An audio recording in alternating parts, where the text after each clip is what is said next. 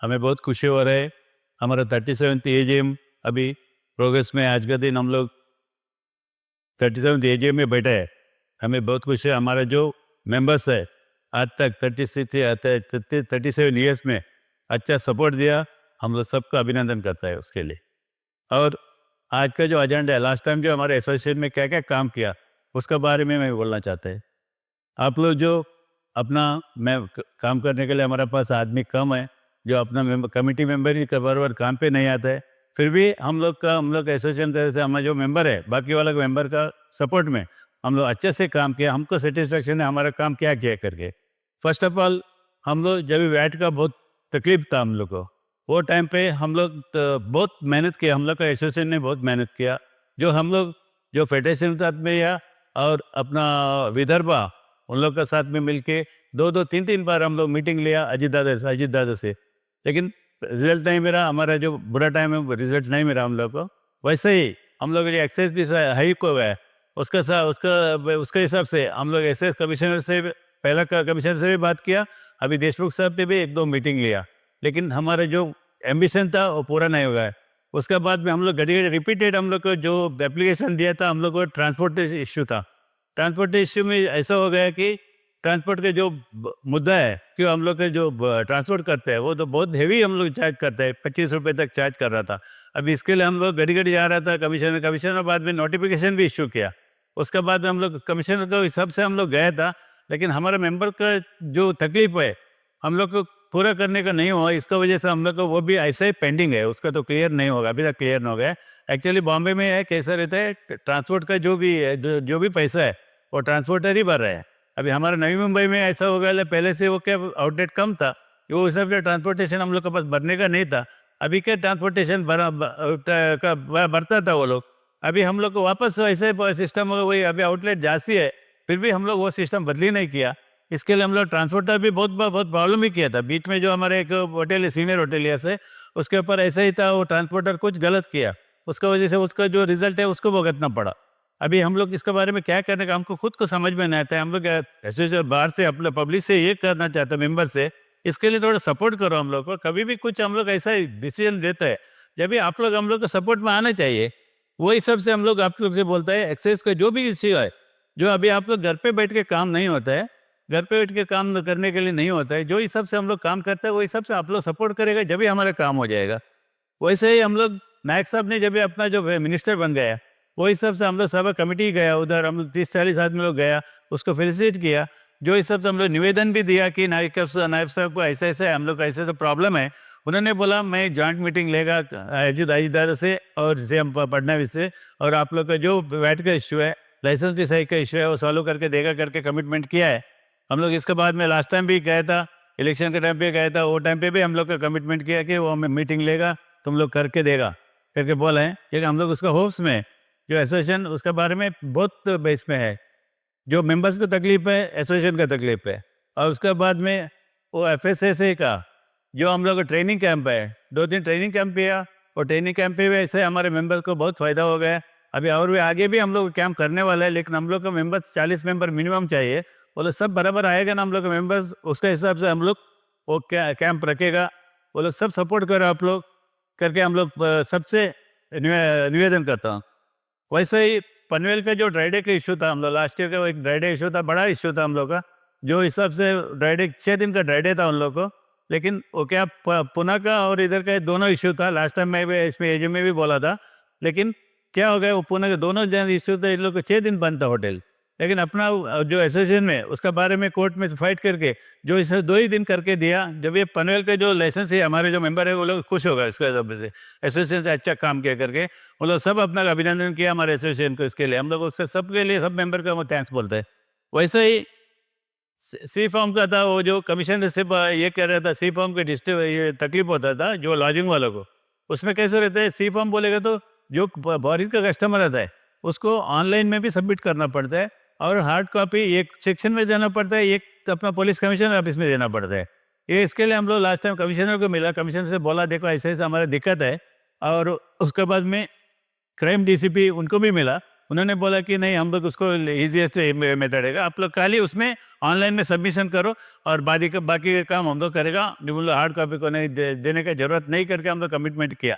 वो हिसाब से हम लोग वापस हम लोग उधर रिप्रेजेंट करने वाला है, वो हिसाब से हम लोग जो भी है हम करा के देगा। और लेडीज़ बार का इश्यू था, लेडीज़ बार को 1:30 बजे के बाद में थोड़े प्रॉब्लम होता था। तो वो जो डिपार्टमेंट है अभी एक्चुअली गुमास्ता लाइसेंस के ऊपर चलता है लेडीज सर्विस, और जो पीपीएल का लाइसेंस के ऊपर ऑर्केस्ट्रा चलता है अभी। लेकिन एक डिपार्टमेंट ऐसा सोचता है कि ये दोनों एक ही है।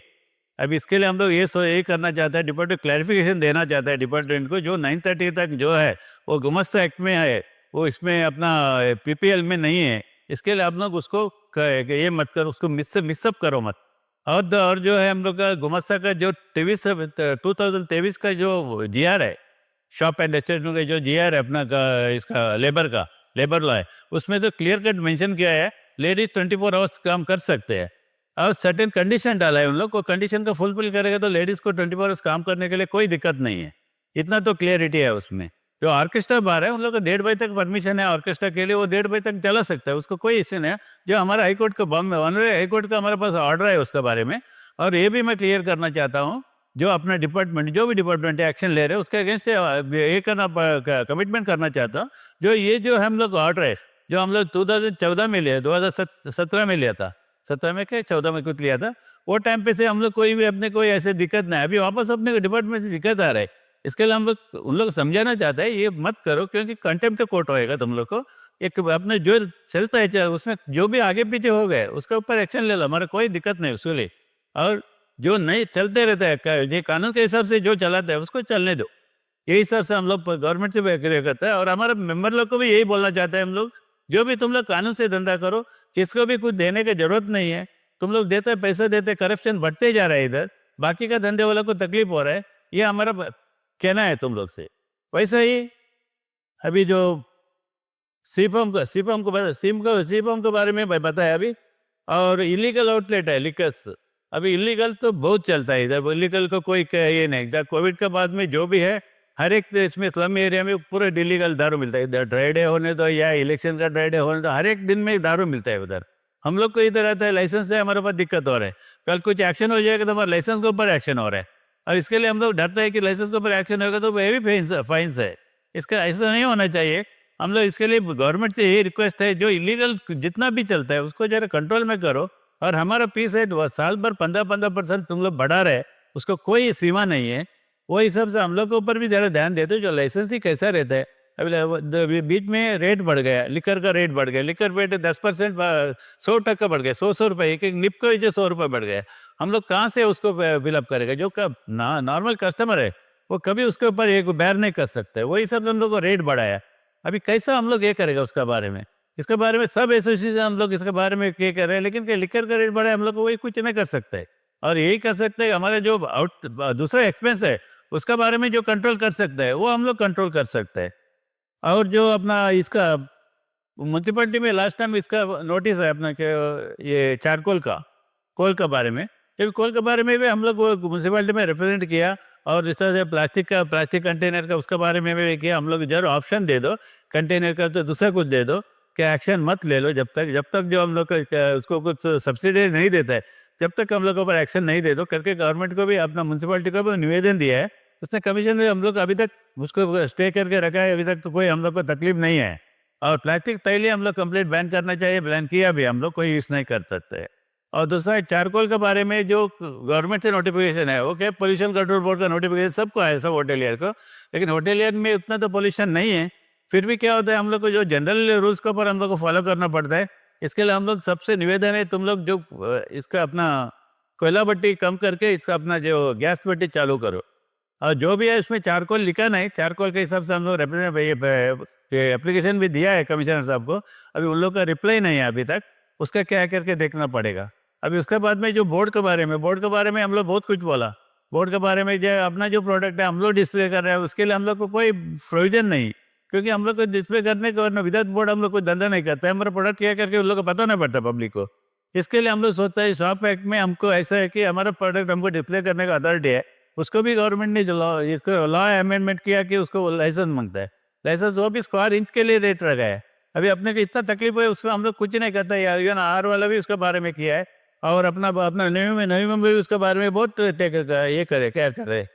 और जो पनवेल का जो लाइसेंस का इशू था, अपना ड्राइडे का इशू था, ड्राइडे के इशू में भी हम लोग पहले गए था, अपना हाई कोर्ट गया था। पनवेल का जो 6 दिन ड्राइडे डिक्लेयर किया लास्ट टाइम इस इलेक्शन के लिए, वो लास्ट ईयर में मैं इसमें बोला था। क्योंकि इसका मतलब ऐसा नहीं, हम लोग गए तो हम लोग को 3 दिन का रिलीफ दिया कोर्ट ने, 3 नहीं 4 दिन का रिलीफ दिया, खाली 2 दिन ड्राइडे डिक्लेयर किया उन लोग को। ऐसा नहीं कि हम लोग गए करके हम लोग होशियार करके, लेकिन मेरा कहना ऐसा है कि हर एक चीज़ के लिए हम लोग डिपेंडेंट मत रहो। तुम्हारे जो भी डिसीजन है तुम लोग खुद का डिसीजन एसोसिएशन ले लो। जब भी क्या होता है, ये सब छोटे छोटे चीज़ है, हम लोग को जो भी अपना बेनिफिट मिलता है वो बेनिफिट हम लोग गवर्नमेंट से ले सकते हैं। और अपन जो भी डिपार्टमेंट आए हमारे ऊपर एक्शन ले, हम लोग बोले क्यों करके पूछता नहीं, हम लोग जो भी पेनल्टी भरता है चुप करते हैं। अभी ये सब क्या रहता है, इसमें क्या होता है, बाद में अननेसेसरी हैरेसमेंट चालू होता है। और दूसरा है डेमोलिशन ड्राइव है, हमारे इधर डेमोलिशन ड्राइव भी बहुत जोर में था लास्ट ईयर। और डेमोलिशन ड्राइव में भी हम लोग का रिप्रेजेंट किया डिपार्टमेंट में, ऐसे ही ऑफिसर अनऑफिशियली इसे किया था, हम लोग रिप्रेजेंट किया था। उसके बाद में वो भी बंद हो गया। अभी क्या ऑफिसर्स हम लोग उसमें से अच्छा सपोर्ट किया, हम लोग उसको अभिनंदन करते हैं। क्यों ऑफिसर का जो ऑफिसर हम लोग सपोर्ट किया उन लोग सबको हम अभिनंदन करते हैं।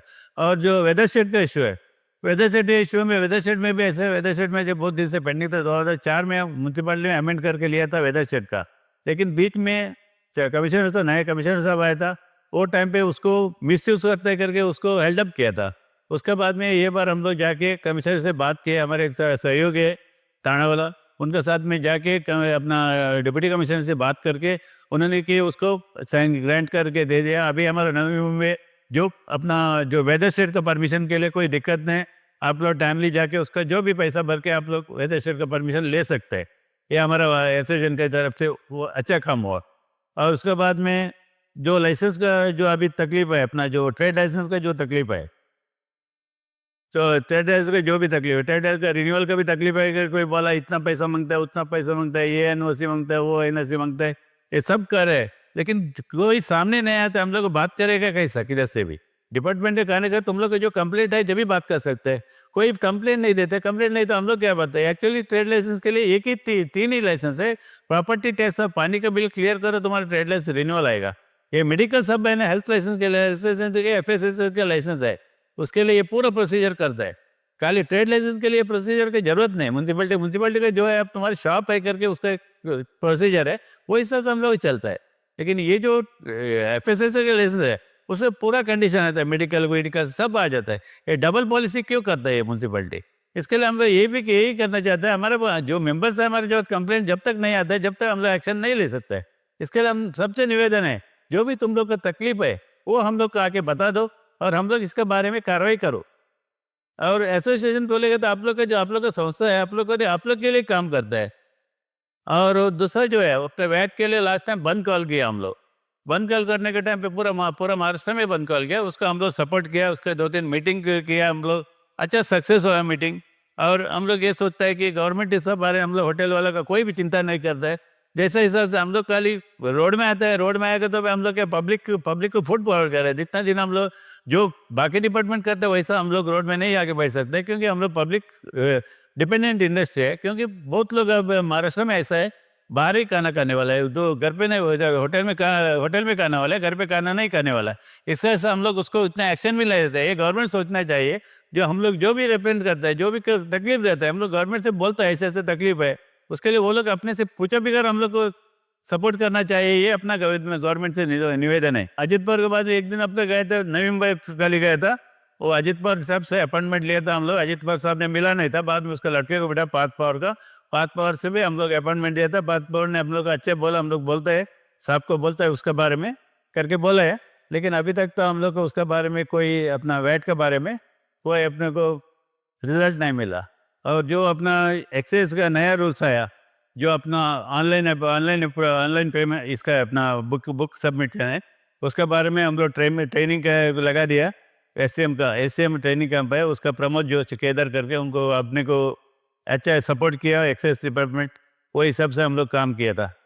और उसके बाद में वो ट्रांसपोर्टर्स के बारे में हम लोग को लास्ट टाइम जो एक्साइज राजेश देशमुख और एक्साइज का यतिन सावंत, इनको सबको डिप्टी कमिश्नर है, उनको सबको मिला था। लेकिन अभी तक वो पेंडिंग है, क्योंकि हमारे मेंबर्स के लिए क्या होता है, ज़्यादा दिन हम लोग बंद भी नहीं कर सकते, क्योंकि हम लोग के पास स्टॉक नहीं रहता, लिमिटेड स्टॉक में बिजनेस करते हैं होटेलियर।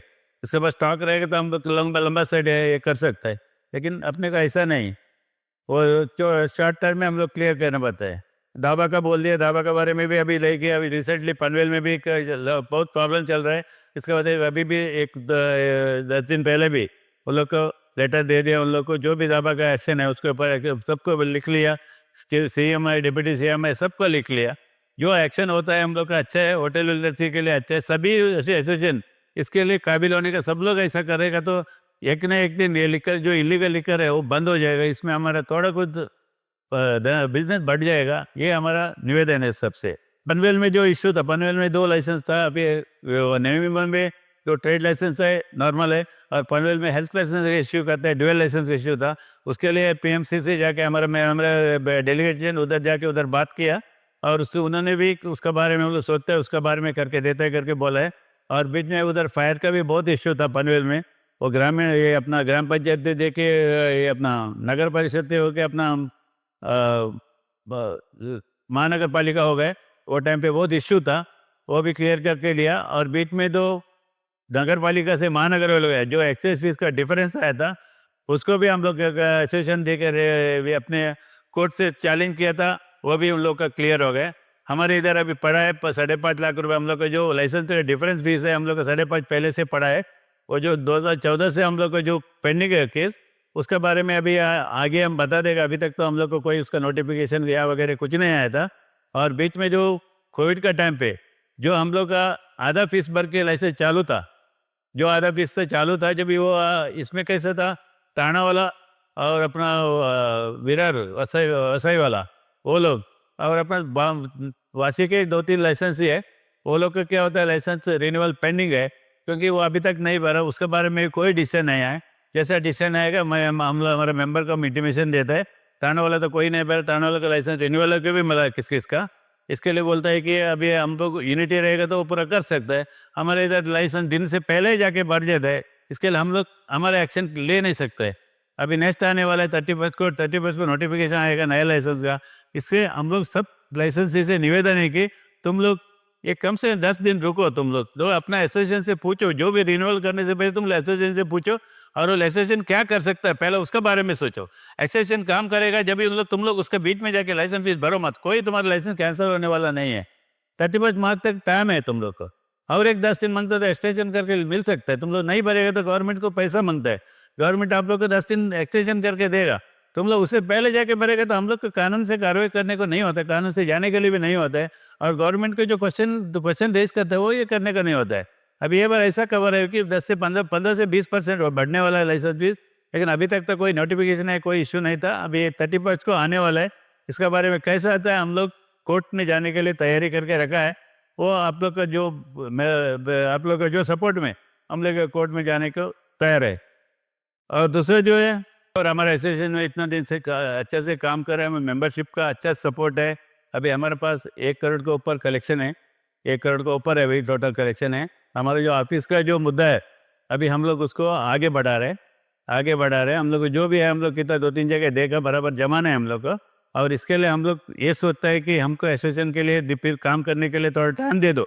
एसोसिएशन अपना मेंबर से कमी अपना पब्लिक से यही पूछता है, हमारे जो मेंबर से यही पूछता है कि हम लोग को जो ऐसे अभी का कमिटी है उसको जरा टाइम दे दो हम लोग को।